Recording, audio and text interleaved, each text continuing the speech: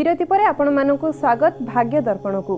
Sir आउ गोटे चिठी आसी लिखिछंती कैलाश पंडा भद्रक रु लिखिछंती तांकर जन्म डेट होची 25/7/1974 मसिया। तांकर समय होची राति 12:05 स्थान भद्रक जिले में। आउ से लिखिछंती कि तांकर समस्या एही कि जे दरमा वृद्धि हेउ नहीं, चाकरी रे पदोन्नति भी हेउ नहीं, केउठी नुआ चाकरी पाइबे कि पाइबेनी से समस्या अच्छी। आउ तांकर पॉलिटिकल लाइन रे बहुत ही इंटरेस्ट अच्छी। से दिगरे तांकर कोन सब रही से विषय से जानबा को चाहउछंती। खूब सुंदर कथा आम निकट को पत्रटीए लिखिछंती। आपनकर समस्या अवगत करबा होची मोर कार्य।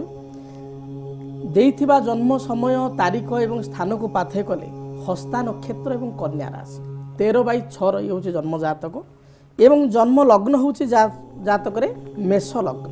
मेष लग्न कन्या राशि हस्ता नक्षत्र जातक रे द्वितीय रे केतु रहिचंती एवं चतुर्थ रे रवि, पंचम रे मंगल रहिचंती। मंगल एवं बृहस्पति मध्य पूर्णतः दृष्टि रही। जातक रे जदि ग्रह दशा को विचार करिबा ताले जातक रे ग्रह दशा वर्तमान बृहस्पति महादशा जातक रे चलीचंती एवं बृहस्पतिर शेष पर्याय अर्थात बृहस्पति रे राहु चली 30/7/2017 पर्यंत यह गति करिवो। 30 जुलाई 17 पर्यंत गति करिवो। बृहस्पति रे राहु चलीथिबारु मोटामोटी जो देखिबा समय भलो नाही। कारण शास्त्र कहे गुरु राहु जुते अथवा शिखी जुते विप्रोपि दुष्कर्म कुरुत। वर्तमान समयटी आदौ भलो नाही। वर्तमान समय कर्म क्षेत्र को नहीं दुश्चिंता देखा देव, मानसिक भाराक्रांत हेबे, आर्थिक समस्या उपजीव एवं पारिवारिक जीवन में मध्य अनेक छोट छोट कथा को नहीं मत पार्थक्य मनांतर देखा देव। एवं जातक रे विशेष करी मेष लग्न रे जात होइथिबारु मेष लग्न रे जो माने जात होइतांती साधारण भाव में तांकर परिवार प्रति बहुत गुटे दायित्व थाए। तेणु पारिवारिक दायित्व बहुत रोचे। पारिवारिक बोझ बा पारिवारिक समस्या को नहीं अनेक समय चिंतित रहिबे।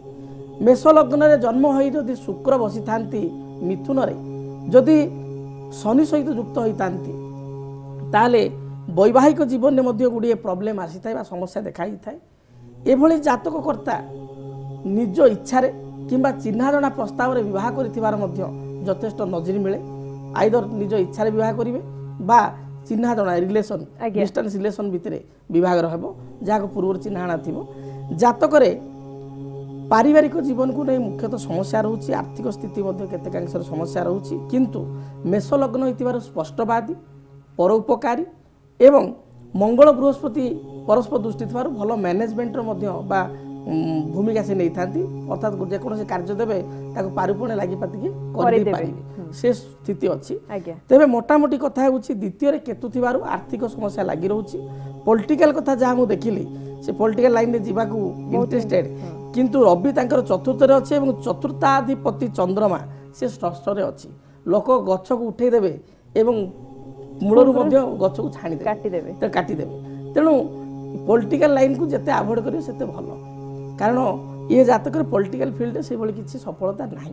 जो कर्म निजे करछुन सेथिरे परंतु आगो शनि मास आसुची किछि मात्रा रे शुभ फल पाई पारि। प्रतिकार स्वरूप गोटे बाड़ी अला वृक्ष कुंड लगाई प्रत्येक दिन पूजा करंतु। हनुमान चालीसा प्रत्येक दिन पाठ करंतु एवं जदि पारिबे ताले राहुंकर अंतरसा चलुथिबार बृहस्पति राहु चलुथिबार दरिद्र असहाय भिकारी को प्रत्येक शनिवार दिन खाइबा पई दियंतु शुभ फल पाई। निश्चिंत भाव में कैलाश पंडा आपन को बहुत बहुत धन्यवाद। आपण हमको चिठी लिखिथिबारु आपनकर जहाँ भी सब समस्या थिला से सबुर समाधान हमर सार कहिले। निश्चित भाव में ता उपरे आपण ध्यान देबे, दृष्टि रखिबे। हमर नेक्स्ट चिठीटी लिखिछंती लोपामुद्रा दास। से लिखिछंती से तांकर जन्म समय होची 30/4 जन्म डेट ऑफ बर्थ तांकर 30/4/1982 मसिहा। समय होची 9:30 सकाळ 9:30 स्थान होची भुवनेश्वर। तांकर प्रश्न अछि से जानिबा को चाहुछंती कि तांकर दाम्पत्य जीवन विषय से जानिबा को चाहुछंती आ तांकर पिला छुआ अछंती तांकर पारिवारिक समस्या विषय से सब जानिबा को चाहुछंती।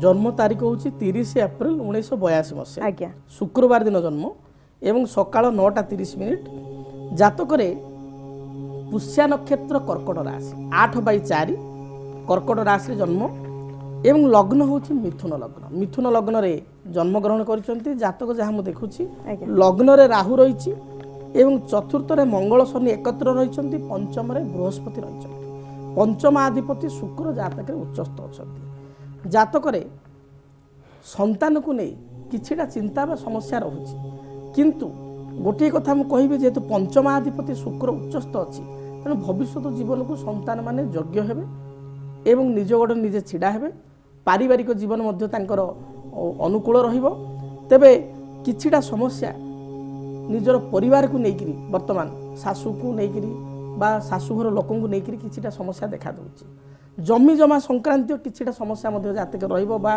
भूमि को लेकिरी किछि लिटिगेशन रहि पारे किंबा पाख पड़ोशी माने टिके असुया भाव प्रदर्शन करि पारंती पाख पड़ोशी सहित किछि समस्या उपजी पारे एभली स्थिति जातक रे केतेकांश रहुछि एवं हेल्थ रिलेटेड प्रॉब्लम रहिबो प्रायतः शरीर ठंडा दोष रहिबो थ्रोट इन्फेक्शन रहिबो एवं आगो को थायराइड भली समस्या देखा देबार मध्य यथेष्ट जोग रही एगुड़ी प्रति विशेषकर जत्नवान हेबा आवश्यक शुभ फल प्राप्ति पाई गोटे ब्रह्मज्येष्ठी वृक्ष कुंडरे लगाई चंदन सिंदूर धूप दीप हलदी रंगर फूल दे प्रत्येक दिन पूजा करंतु एवं जदि पारिबे निजर सेज तले गोटे मयूर पुच्छ रखंतु बा गद्दी तले बा मांडी तले तकिया तले गोटे मयूर पुच्छटे रखंतु मयूर चंद्रिका रखंतु निश्चय शुभ फल पाई परिबे निश्चित भाव में जार जो सब समस्या थिला तार प्रतिकार विषय सर आज आम जानिले किंतु आम जहाँ आलोचना करुथिले आमर पूर्व जन्मर जहाँ सब कर्म थिला आम ए जन्म भोग करिथाउ किंतु आउ गोटे कथा आम जदि आम किछि भगवान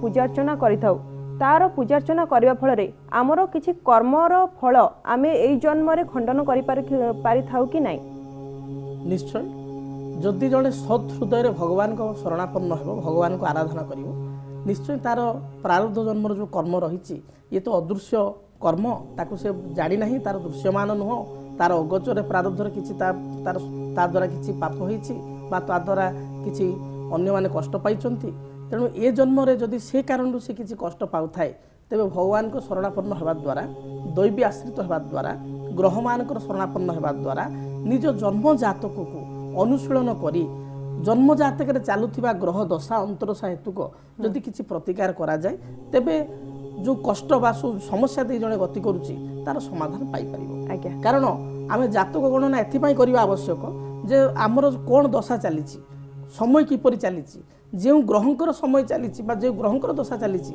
सी आम पई केते दूर फेवरेबल केते सपक्षर अछंती जदि सपक्षर अछंती ताले कष्ट बा दुख मिलिबा असंभव केबे दुख मिलिबो नाही जदि विपक्षर अछंती ताले से ग्रहंकर जदि किछि वृक्ष पूजा करिबा से ग्रहंकर देवी बा देवता को आराधना करिबा से ग्रहंकर रत्न धारण करिबा से ग्रह जनित कोनोसी द्रव्य दान धर्म करिबा जेमति रविंग पई आमे गहम बा अट्टा दान दबा गुड़ दान दबा मंगल पई मसूर डाली दान दबा बुधंग पई जदि आमे किछि मुग डाली दान करिबा सबुज बा ग्रीन परिबा दान करिबा एगुडी को द्वारा कोन हबो ना हमर ग्रह हेतुक द्रव्य दान द्वारा ग्रह रिस्टर मध्ये हम रक्षा पाई परिबा आज्ञा दर्शक बंधु आज तो समय हो जाइए भाग्य दर्पण को एट रखा आसंता काली आमे आउ किसी समस्यार समाधान को लेके आसीबू से पर्यंत हमको विदाय दियंतु नमस्कार हमको जोगाजोग करंतु ज्योतिर्वेद doctor Bhabani Shankar Mahapatra plot number 12 Budheswari मंदिर पाख भुवनेश्वर आम नंबर हेउछि 0674 657 4249।